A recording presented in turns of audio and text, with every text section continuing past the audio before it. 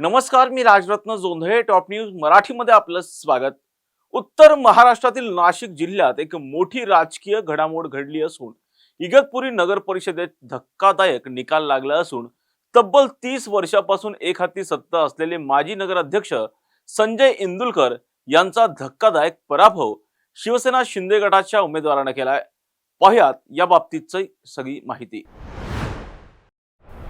मागील 30 वर्षांपासून इगतपुरी नगर परिषदेची सत्ता शिवसेना ठाकरे गटाचे नगराध्यक्ष संजय इंदुलकर यांच्या ताब्यात होती.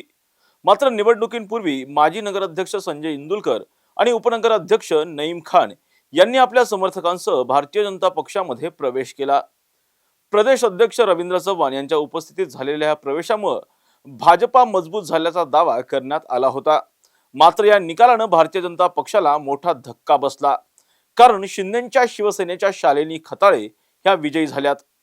या निवडणुकीत भाजपा, अजित पवारांची राष्ट्रवादी आणि शिंदेची शिवसेना एकमेकांच्या विरोधात निवडणुकीच्या रिंगणात उभ्या होत्या.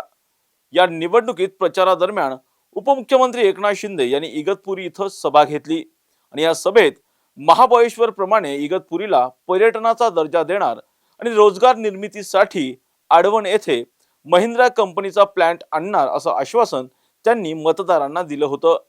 या आश्वासनाचा थेट फायदा शिंदेच्या शिवसेनेला झाल्याचं बोललं जातंय.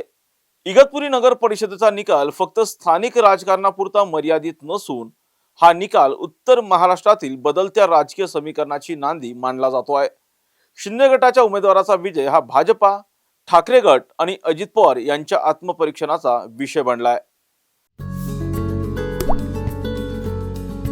आता जोकासू STP या अत्याधुनिक जॅपनीज तंत्रज्ञानाने सुसज्ज, quick installation, energy efficient, noiseless blowers, low maintenance या आणि अशा वैशिष्ट्यांनी परिपूर्ण जोकासू STP तंत्रज्ञान प्रकल्प उभारणीपासून ते विक्री पश्चात समाधानकारक सेवा देणारी, भारताबरोबरच परदेशात देखील प्रकल्पांची यशस्वी उभारणी करणारी company Deccan water treatment private limited.